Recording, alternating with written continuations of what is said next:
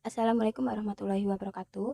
Saya Nadia Janah dari kelompok 6 akan menjelaskan tentang pentingnya perencanaan diklat. Perencanaan merupakan suatu hal yang sangat penting dan utama dalam sebuah kegiatan. Karena dengan adanya perencanaan, suatu kegiatan akan dapat berjalan sesuai dengan standarnya. Sehingga hal ini dapat mempermudah untuk mencapai sebuah tujuan. Perencanaan yang baik akan berpengaruh terhadap efektivitas pelaksanaan pendidikan dalam pelatihan karena keberhasilan organisasi pada umumnya diukur dalam konsep efektivitas. Yang pertama yaitu ada pengertian diklat dan perencanaan.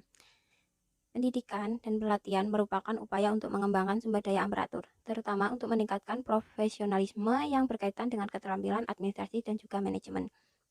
Menurut Shimamura, menyebutkan manfaat-manfaat yang diperoleh dari diadakannya pendidikan dan pelatihan, yaitu yang pertama, meningkatkan kualitas dan kuantitas produk.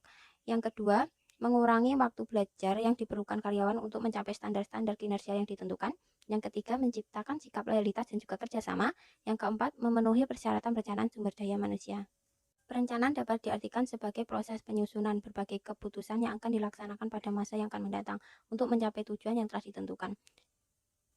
Yang kedua yaitu ada syarat-syarat perencanaan. Syarat-syarat perencanaan yang pertama yaitu logis dan juga masuk akal. Yang kedua ada realistis atau nyata. Yang ketiga ada sederhana. Yang keempat ada sistematik dan ilmiah. Yang kelima ada objektif dan keenam fleksibel. Syarat-syarat perencanaan tersebut ada karena limitasi dan juga kendala, motivasi, dinamika, kepentingan bersama, dan memikirkan norma-norma tertentu.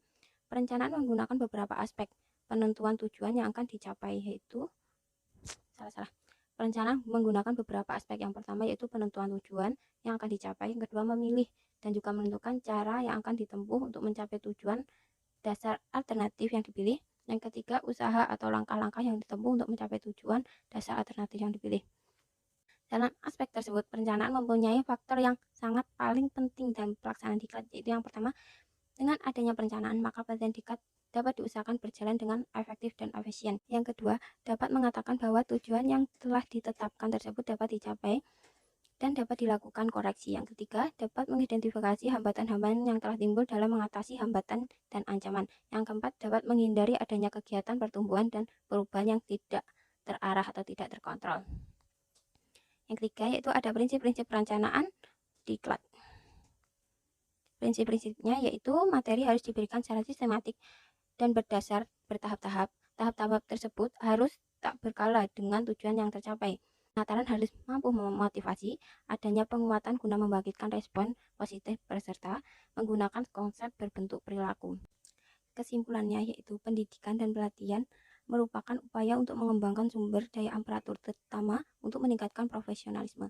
Sedangkan perencanaan dapat diartikan sebagai proses penyusunan berbagai keputusan yang akan dilaksanakan pada masa yang akan mendatang untuk mencapai tujuan yang telah ditentukan. Terima kasih. Wassalamualaikum warahmatullahi wabarakatuh.